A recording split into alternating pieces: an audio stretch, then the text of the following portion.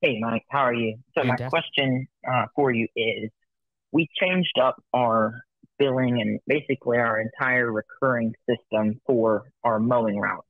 So what we had before was a bill per service, but the issue with that was, say we're charging for a weekly service and the customer may put it off for a month during the winter, but in our market we still have leaves falling and things like that. So it takes the exact same amount of time during the winter in order to be able to do that service.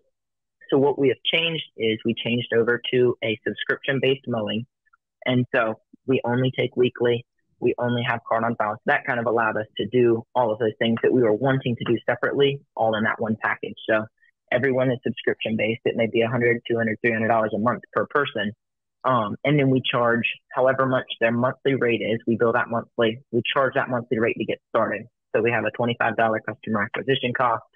And then if we acquire them for $25, say, we have a minimum of $100 monthly cost that we recoup. So basically, every customer that signs up, we get four times the return without doing anything just for signing them up. But my question for you is, should we cut out projects if we haven't found a way to make those profitable yet? And should we sub those out? Should we recommend other companies? Should we continue doing those and just figure out a way to make those profitable and hire more teams? Or open and like separate the two divisions? I don't know. What was your total annual revenue last year? 250. Okay. And why do you want to add projects? So we're currently doing projects. So we're Okay. looking to possibly cut projects. And so what we have right now is 2 to 3 days of recurring mowing, and then we have maybe 3 days of projects for our Okay. team. But what we're looking to do is possibly cut those projects, dump the money into marketing, and then we can recoup that amount quickly and hire more team and purchase more trucks and things to account for that because we're trying to grow to 2 million this year. So You're trying to go to 2 million this I year? don't know what. Yes, sir. I would not recommend that. Why are you going from 200,000 to 2 million? What's going to like how much We're trying to grow to 10. Go ahead. Do it. We're trying to grow to 10 million by the time I turn 20. So currently I'm 16. We're aiming for 2 million. And so I wanted to try to grow this location um, to the point where it's large enough and we can just swap into profitability mode this year.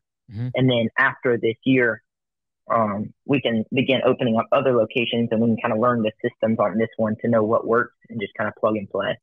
So you're saying we, is it just you as the owner right now? We have two people right now that are full time. Okay. And I mean, like in terms of ownership, are you the top and like there's no other owners or is someone else involved? Yes, sir. That's correct. Okay. Yes, sir. It's just me. So let me, look, I do not want to be negative and I appreciate the hustle, but this is my problem is going from 200,000 to a $2 million business is probably going to require at least two to $300,000 worth of acquisition of just your trucks and equipment. Like, do you have that kind of capital? Okay. We don't. Right. So the reason I'm saying this is because what I don't want you to do is set yourself up for I'm going to make $2 million this year, and then it comes out to 400,000, and you feel like a failure because that's like 100% growth and very admirable and incredibly amazing at your age. So I don't want you to set up these goals too much for what is going to become a failure in your mind, but it's going to be a phenomenal success if it's actually stepped back and taken a look at from a much more objective standpoint. And so there's just no way without the capital that is going to be or massive amounts of debt that you're going to go from 200,000 last year to 2 million this in 2023. I appreciate the massive aspiration, but I don't want you to quit because in August you realize you're going to make 500,000 and you like, oh man, I'm way short of my goal. Right. So, I would take a step back. I would do a projection for this year every single month of what you're going to do in revenue. And then ask yourself, in order to hit these revenue targets, what am I going to have to buy in terms of trucks, equipment? How many people am I going to have to hire? You're going to have to upgrade your shop massively, even if you double in size in revenue this year, let alone 10x it, right? So I would be much more objective about the size that you're going to grow this year And whether or not you do projects or mowing is inconsequential. Right now, what I'm trying to prevent you from doing is setting a goal so high that you do an amazing job as a teenager this year, and yet you see yourself as a failure because you fall short of your $2 million goal. And so I'm not saying you're not not capable of that.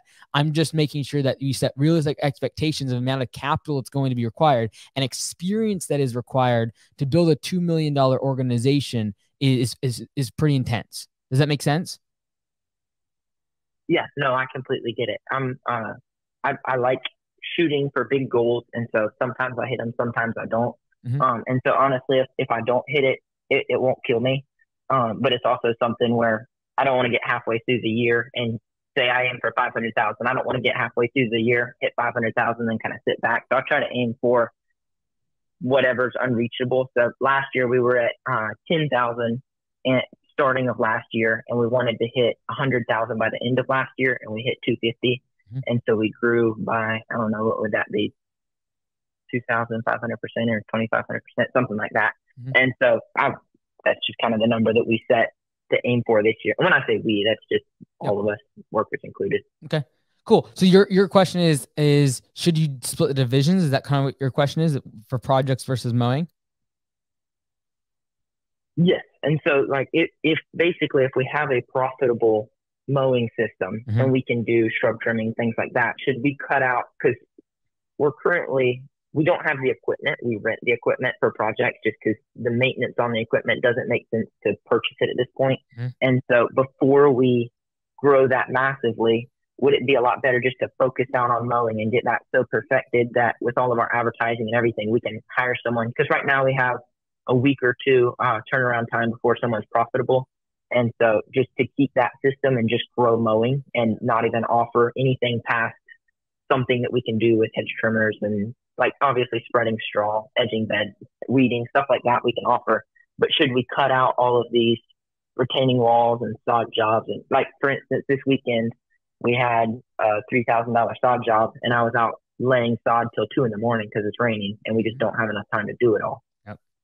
Yeah. So my recommendation would be like just step back and realize your age. And I'm not into age. Like obviously I started when I was really young too, but realize that the number one thing you don't have right now is experience.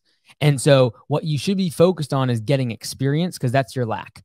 And so in my opinion, building the organization in size, because if you have aspirations to grow a $10 million business, what you need is management experience. You need to learn how to grow with other people. And that's going to be done much easier by growing a mowing and simple service business where you have a bunch of employees, you got to train them, versus trying to also then stack on top of that the fact that you lack the experience of excavation and grading and a lot of this equipment. You don't have the equipment, you're trying to rent it. So that's going to be a whole different ball game, a whole different business, in my opinion, compared to like what the skills you're going to be required to have to just manage the team, manage the people, do the marketing. So in my personal opinion, I would focus on what is working well with your subscription model for mowing and simple services. And that means you can do push trimming, you can do pulling weeds, you might even do some fertilization or mulch installs, but you're not going to do these paver patios and stuff that you got to rent massive equipment for. And then focus on getting the skills required for marketing, hiring, building a team, managing them. That's what's going to be useful down the road when maybe you add projects to go from a $2 million business to a $10 million business down the road. But I would focus on those skills that are going to be much more transferable as you begin to grow the company.